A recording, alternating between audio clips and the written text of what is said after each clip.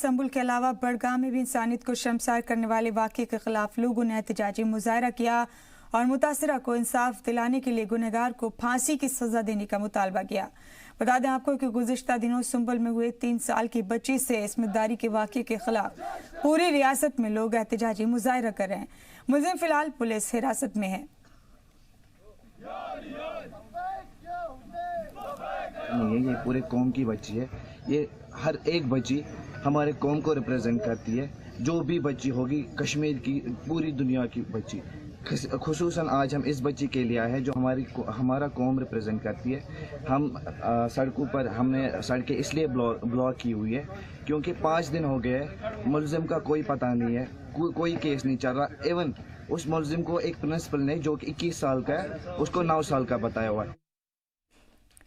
तो रियासत में 3 साल बच्ची की इस्मतदारी के वाक़े ने पूरी रियासत को हिलाकर रख दिया है।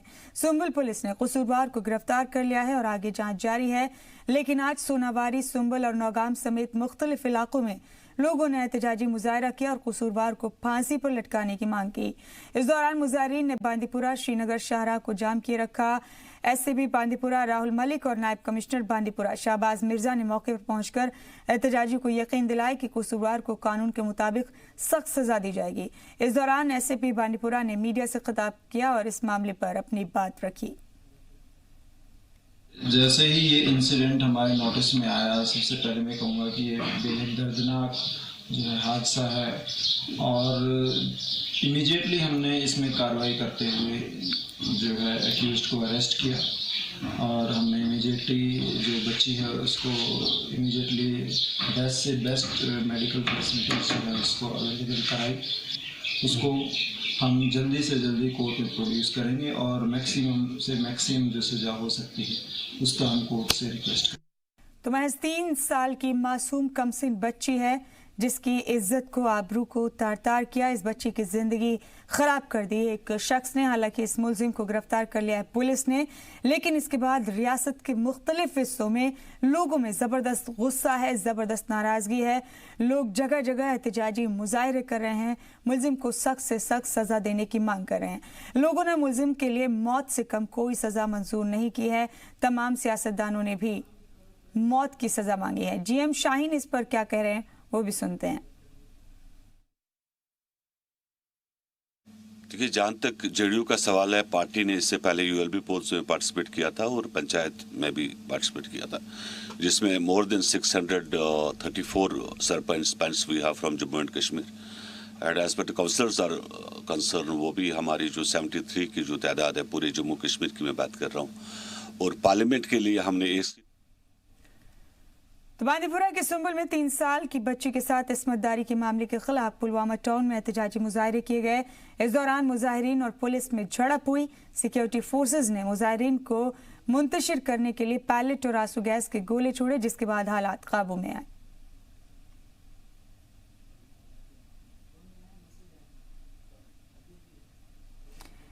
तो 3 साल की बच्ची की इस्मतदारी के खिलाफ एहतजाजन मुजाहरा कर रहे थे पुलवामा में लोग, लेकिन इसके बाद लोगों और सिक्योरिटी फोर्सेस के बीच झड़प हो गई। तशद्दुद इतना बड़ा कि सिक्योरिटी फोर्सेस को पैलेट और आंसू गैस के गोले छोड़ने पड़े, तब जाकर हालात काबू में आए। आबादी में तैनात सिक्योरिटी फोर्सेस पर पीर को एक बार फिर पथराव किया गया। जानकारी के मुताबिक पथराव इतना तेज था कि इस वारदात में 47 सिक्योरिटी फोर्सेस के जवान जख्मी हुए। जख्मियों में एसएसबी का एक कमांडर भी शामिल है जिसके सर पर गंभीर चोट आई है। जानकारी के मुताबिक मुजाहिरीन में छिपे पत्थरबाजों ने सिक्योरिटी फोर्सेस को बारामूला के मीरगुट, चैनाबाल, हाथरस, सिंहपुरा झील, ब्रिज, कृपालपुरा और हांजीवीरा में निशाना बनाया। फौज की जानिब से जवाबी कार्रवाई में 7 पत्थरबाज भी जख्मी हुए हैं।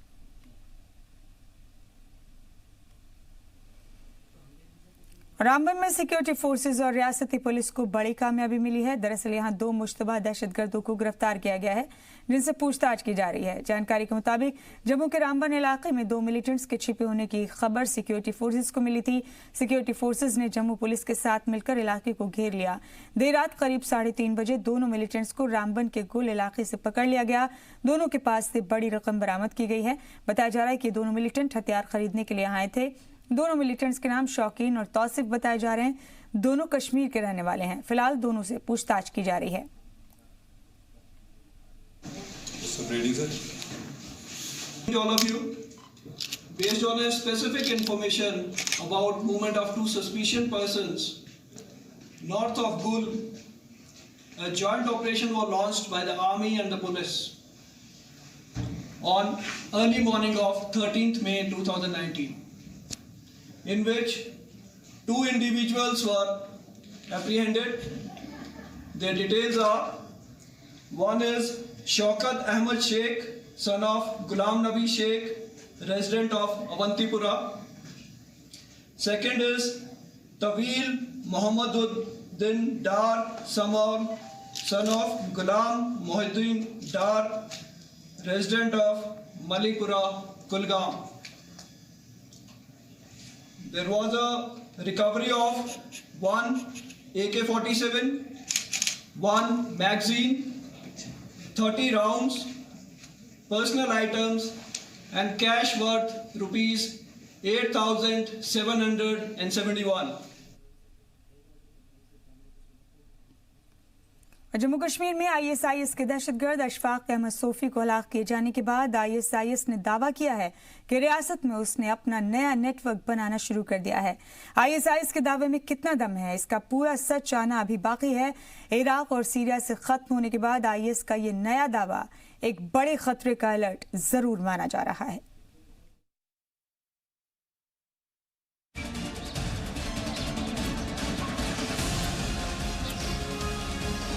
10 मई को जम्मू कश्मीर के शोपियां में फौज ने एक एनकाउंटर में आईएसजेके के अशफाक अहमद सोफी नाम के दहशतगर्द को मार गिराया था।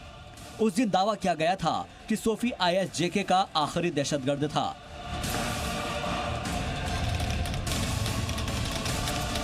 लेकिन अब आईएसआईएस ने नया दावा करके जम्मू कश्मीर में आईएसआईएस के खात्मे की जगह शुरुआत का सिग्नल दिया है। हिंदुस्तान पर आईएसआईएस की काली नजर कई साल से है। बगदादी ने जब जब हिंदुस्तान में नेटवर्क बनाने की कोशिश की वो नाकाम ही रहा है। लेकिन अब आईएसआईएस ने दावा किया है कि उसने नए सिरे से नए नाम से जम्मू कश्मीर में एक नया ग्रुप तैयार किया है। आईएसआईएस ने दावा किया है कि आईएस भारत में पहली बार रियासत कायम करने में कामयाब हो गया है। दाइश की न्यूज एजेंसी अमाक ने गुज़िश्ता रोज एक बयान जारी किया। इसके मुताबिक आईएस की रियासत का नाम विलायाह ऑफ हिंद रखा गया है। बयान में दावा किया गया है कि कश्मीर के शोपिया जिले के आईएस ने भारतीय जवानों का कत्ल कर दिया, लेकिन जम्मू कश्मीर पुलिस इसे नहीं मान रही है। जम्मू कश्मीर में आईएसआईएस के दावे में कितना दम है, इसका पूरा सच आना अभी बाकी है। इराक और सीरिया से खत्म होने के बाद आईएस का यह नया दावा एक बड़े खतरे का अलर्ट जरूर माना जा रहा है। ब्यूरो रिपोर्ट, जी सलाम। बढ़ते हैं बुलेटिन में आगे। श्रीनगर में ऑटो रिक्शा ड्राइवरों और पैसेंजर्स में किराए को लेकर तनाजा बढ़ता जा रहा है। लोगों को लगता है कि उनसे तय किराए से ज्यादा वसूली की जा रही है। रिक्शा वालों का कहना है कि वो वाजिब किराया ही लेते हैं।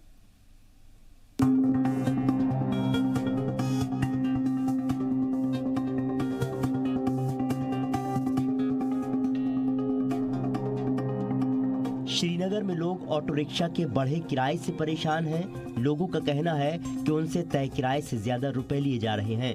लोगों का इल्जाम है कि रिक्शा वाले उनसे मनमाना किराया वसूलते हैं। ना तो किराया फिक्स है और ना ही रिक्शे में मीटर लगे हैं। मीटर है भी तो किराया मन के मुताबिक ही वसूला जाता है। ये पूरे कश्मीर में ऐसे ही है। यहाँ कोई चीज कानून के तहत चलता ही नहीं सर। रेट मामूली सी बात है। यहाँ कौन सा हिसाब कानून का चल रहा है? बहुत ज्यादा मांगता है, लेता है। क्या करें हम मजबूर है। मीटर लगने चाहिए बस, बाकी क्या है। बहुत दिक्कत, ये दिक्कत की बात नहीं है, ये हमारे समाज की दिक्कत है। हमारे मुल्क का ये क्या नाम नासूर है ये, क्योंकि ये एक रेट पर नहीं आती। जहाँ 100 का वहाँ 150, यहाँ 150 वहाँ 300 मांगते हैं।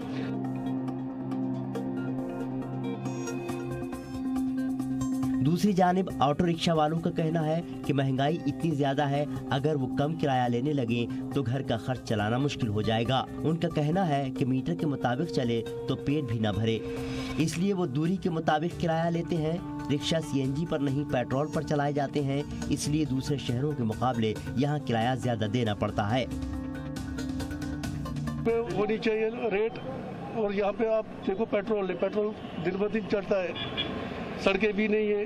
रेट गई जेन्युइन गन नुकसान गन कह अगर वनकस मीटरस पे पको वनकस नुकसान गसान अगर मीटरस पे पको, इसलिए कहन मे हूं तुम कुछ आटो वोल श्रीनगर मज। वहीं जब हमने एसएसपी ट्रैफिक ताहिर गिलानी से राब्ता कायम किया तो उन्होंने जानकारी दी कि शहर में चलने वाले 15,000 ऑटो रिक्शा में से 4,000 रिक्शों में तो मीटर लगाए गए हैं, लेकिन बाकी के 11,000 रिक्शों में मीटर लगाया जाना बाकी है।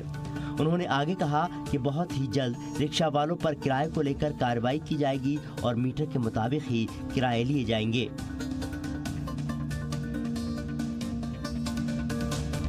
जहाँ तक इम्प्लीमेंटेशन का सवाल है, मैं आपसे इत्तेफाक करता हूँ कि जहाँ तक जो मीटर्स है ऑटो रिक्शाज में, सबसे पहले हमने पहले भी एडवाइजरी दी थी कि वो रिकैलिब्रेट होने हैं और कुछ में तो लगे ही नहीं हैं।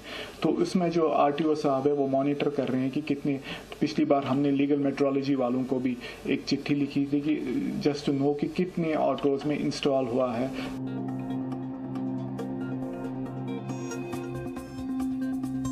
एसएसपी ट्रैफिक ताहिर गिलानी ने यह भी कहा कि अगर बिना मीटर वाले रिक्शा वाले पैसेंजर से ज्यादा पैसा वसूलते हैं तो उनकी शिकायत कर सकते हैं, जिस पर फौरी तौर पर कार्रवाई की जाएगी।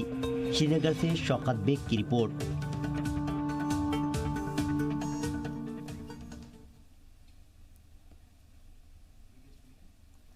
गुज़िश्ता हफ्ते कठुआ अस्पताल से एक शख्स की तस्वीर वायरल हो रही थी। शख्स गोद में बच्चा और हाथ में ड्रिप लेकर अस्पताल के बाहर बैठा नजर आ रहा था। ये फोटो इस कदर वायरल हुई कि महकमा सेहत ने आनन फानन में जांच के ऑर्डर दे दिए। जांच के बाद इस पर क्या एक्शन लिया गया हमें नहीं मालूम, लेकिन हमने इस शख्स का पता जरूर किया। उसके बाद कई चौंकाने वाले खुलासे हुए। ये अहम रिपोर्ट देखिए जरा।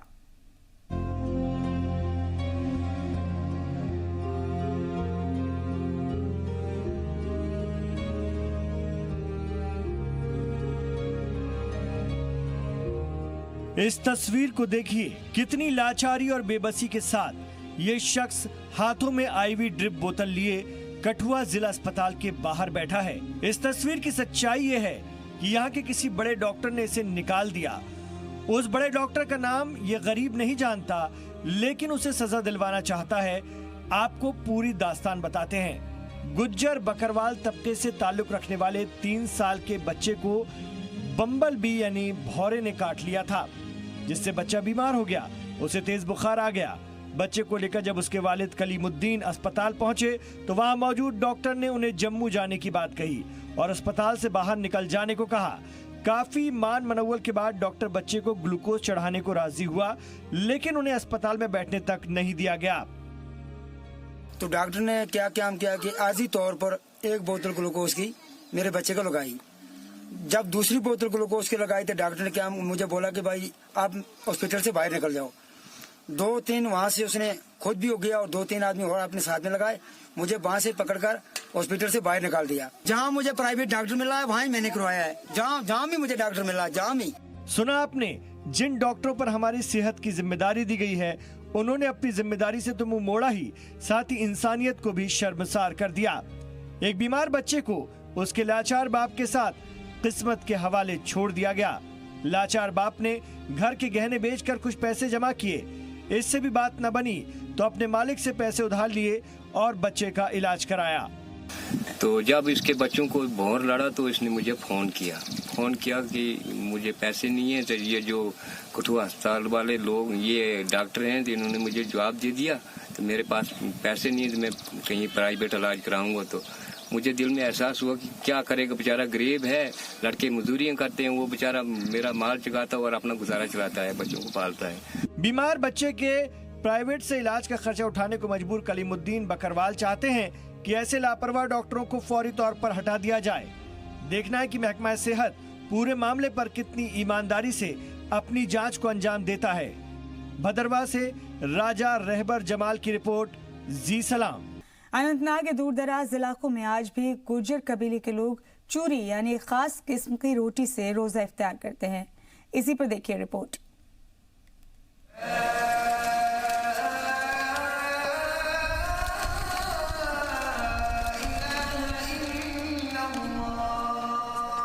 रमजान के मुकद्दस महीने में मुसलमान जहां रोजा इफ्तारी के लिए मुख्तलिफ किस्म के फल और उम्दा ग़िज़ा का इंतजाम करते हैं, वहीं रोजा खोलने के लिए खास तौर पर रोजेदार खजूर का इस्तेमाल करते हैं।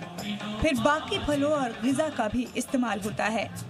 लेकिन रियासत जम्मू कश्मीर के अनंतनाग बरारी के गुजर कबीले के लोग रोजा इफ्तार करने के लिए सदियों से घर में बनाई जाने वाली चूरी का इस्तेमाल करते हैं। चूरी एक खास किस्म की रोटी है जो इस इलाके के लोग बनाते हैं और इसी से रोजा खोलते हैं। अनंतनाग से 40 किलोमीटर दूरी पर वाक़े बरारी के गुर्जर लोग इस खास रोटी को बड़े शौक से खाते हैं। चूरी बनाने के लिए शाम 5 बजे से ही ख़वातीन तैयारी शुरू कर देती हैं और उसमें मर्द हजरात भी अपनी मदद देते हैं। रोटी बनाने के बाद उसे घी आलूद किया जाता है और उसके छोटे छोटे टुकड़े करके घी शक्कर में मिलाते हैं। इस तरह चूरी तैयार हो जाती है। ये जो हमारे पिछले थे उन्होंने बनाया। तो हर रोज आप इसी से रोजा खोलते हैं, इफ्तार करते हैं? जी। तो कितने बजे से आप इसकी तैयारी करते हैं? 5 बजे से। हर रोज 5 बजे से? जी जी। हल्का फुल्का बनाते हैं, फिर उसके बाद इसको भूनते हैं, फिर इसमें घी डालते हैं और मजे करके फिर इसमें चीनी भी डालते हैं। जी। गुज्जर समाज के लोग अगरचे इफ्तारी में कई किस्म के फलों और दीगर चीजों का भी इस्तेमाल करते हैं, लेकिन रोजा सिर्फ और सिर्फ चूरी से ही खोलते हैं। उनका कहना है कि सदियों से चली आ रही इस रिवायत को हम ता कयामत कायम रखना चाहते हैं।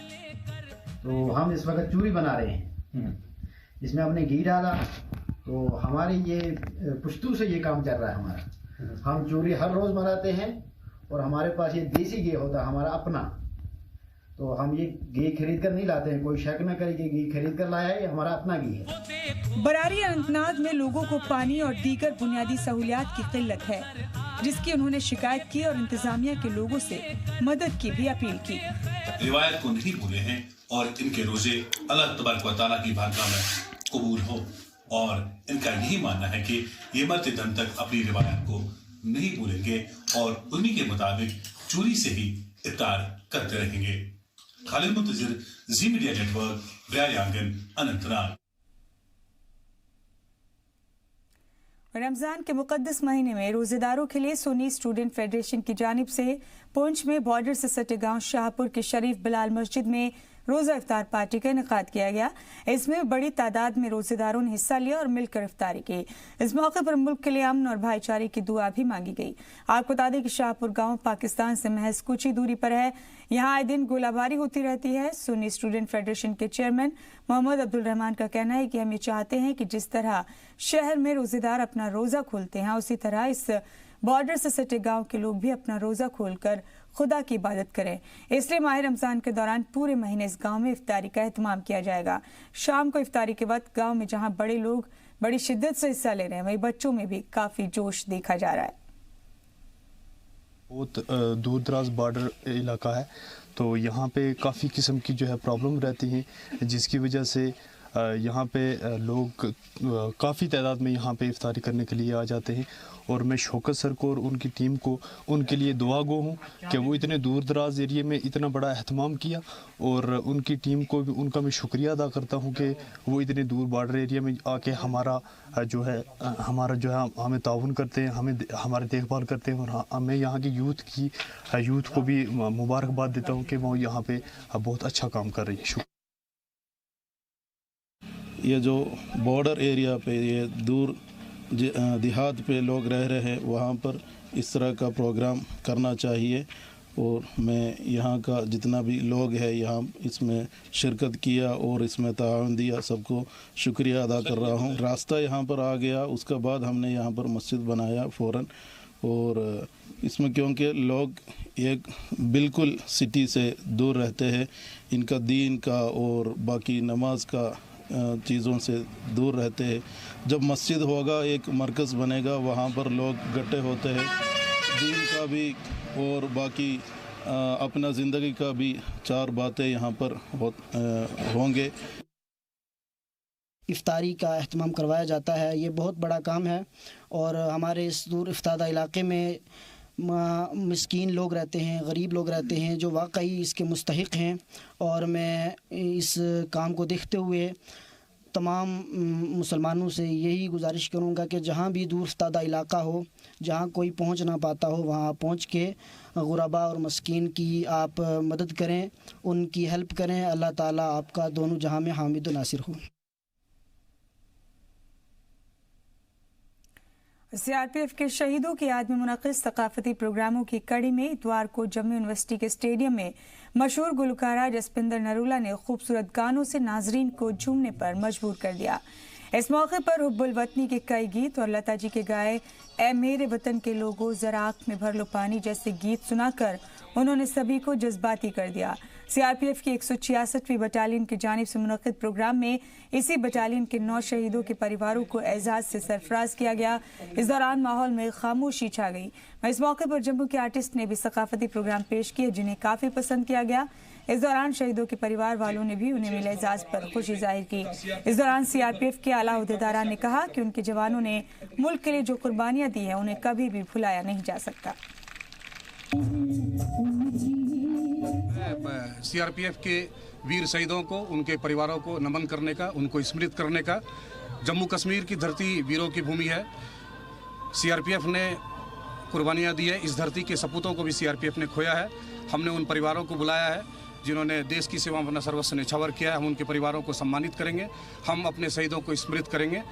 यह कार्यक्रम सिविक एक्शन के तहत हो रहा है और हम आभार व्यक्त करते हैं जम्मू कश्मीर के प्रशासन का, पुलिस का, तमाम एजेंसियों का और यहाँ के नागरिकों का, जम्मू यूनिवर्सिटी का और यहाँ के छात्रों का।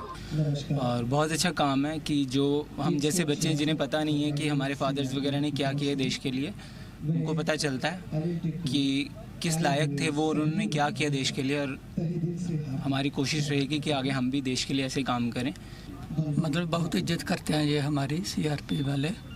तो जैसे भी कोई भी फंक्शन होता है बन तालाब में तो हर बार हमें बुलाते हैं।